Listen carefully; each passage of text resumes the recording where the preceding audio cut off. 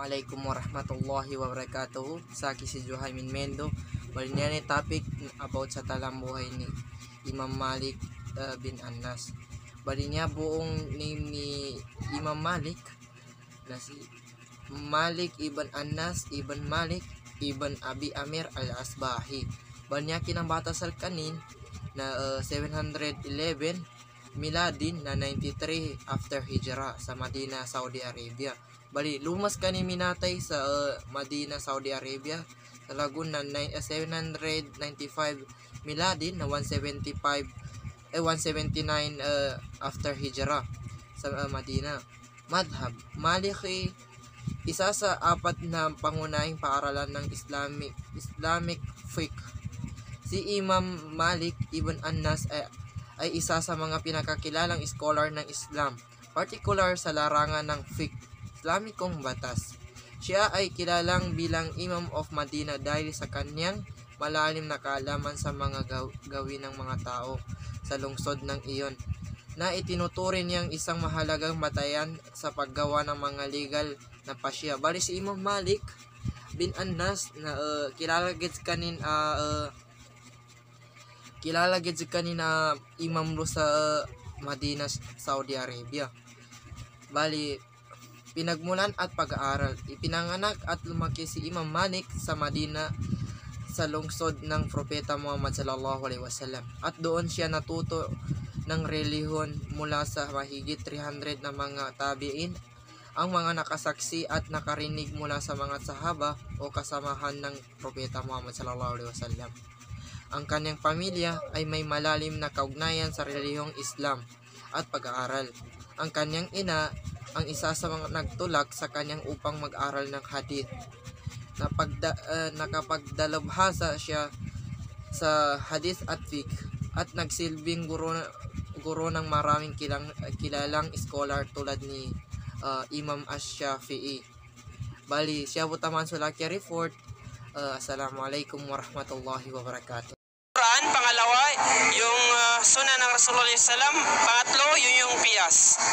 So, kay Imam Malik is parang pinagbabawal niya yung hindi naman sa as in 100% na pinagbabawal, pero lalong pinalowes yung paniniwala sa qiyas or sa analogy.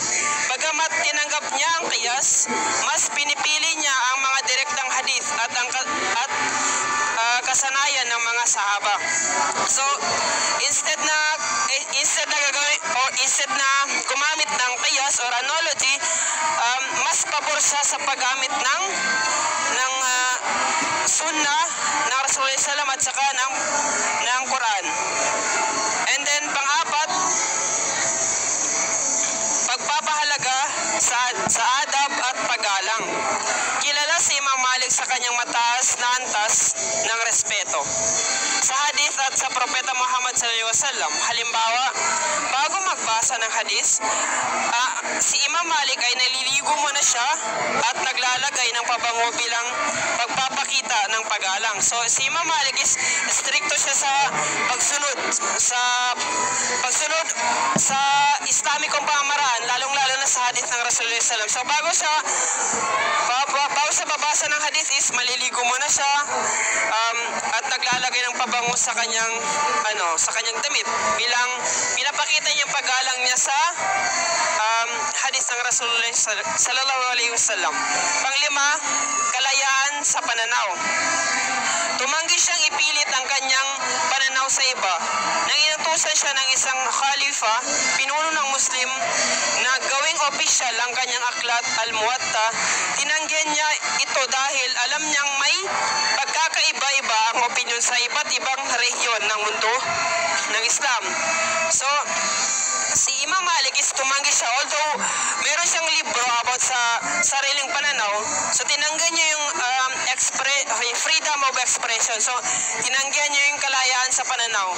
So stricto siya doon dahil sa lahat ng tao sa mundo is may iba-iba tayong pananaw. So kung susunod tayo dun sa sinasabi nating freedom dun sa sariling pananaw, is parang magkakawatak-watak at hindi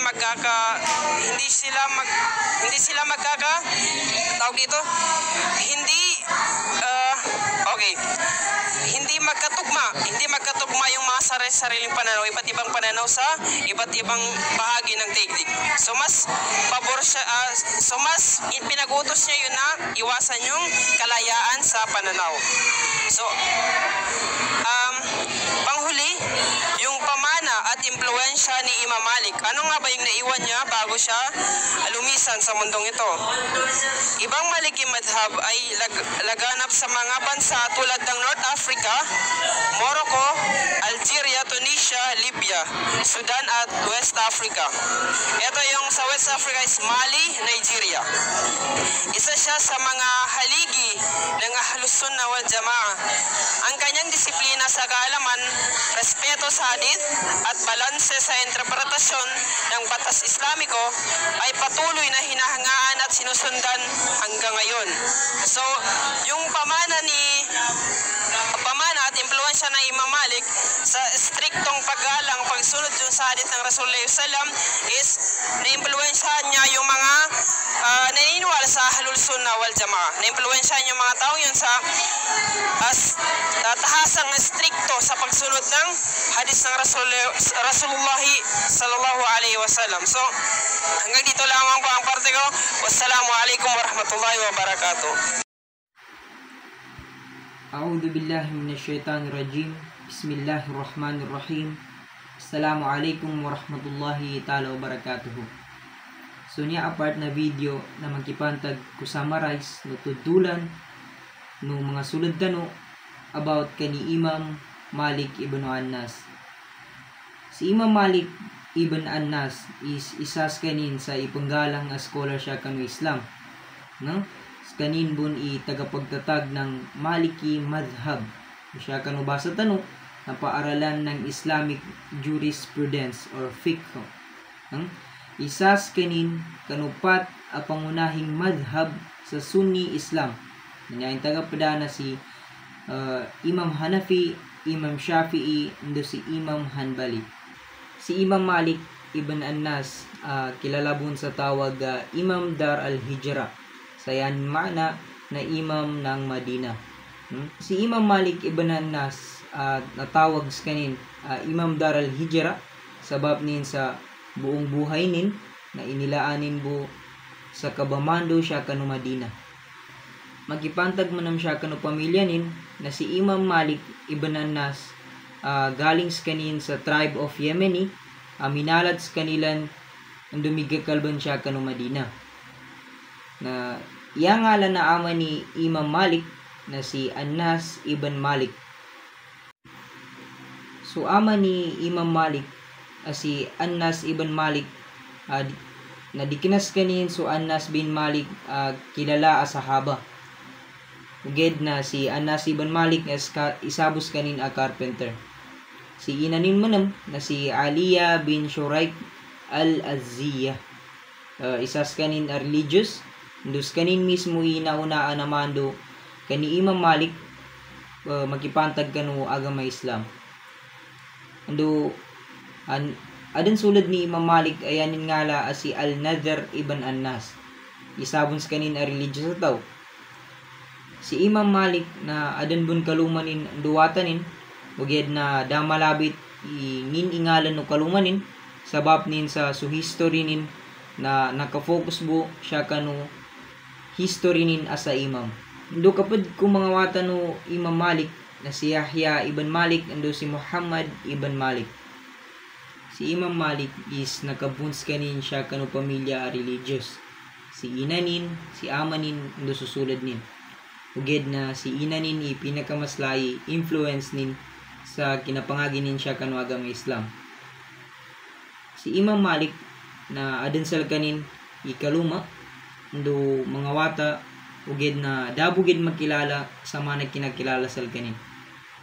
Si Imam Malik is isas kanin sa pinakamapyaa halimbawa no taw adet abagilingan sabab nin sa pukadalam no gilip nin kanu Allah subhanahu wa ta'ala kapag respeto nin kanu sunnah kabagal na tindig nin pagiging mapagkumbabanin ando kapyano kinasabot nin magipantag ko agama Islam. siya bumataman upama man ka adan nagdalo nami di pa kasugat kanong bitiala nami na tuba ibangan yan nami sa ampun sir kano labilawan kano Allah subhanahu wa ta'ala do upama man ka adan bitiala nami magkangguna do makasugat kano bitiala tano na tuba ibangan yan nami sa sukor labilawan kano Allah subhanahu wa ta'ala sabab sa kami ang mga estudyante kami pon do based on research bu niya gina-report. Bali siya bumataman. Assalamualaikum warahmatullahi wabarakatuh.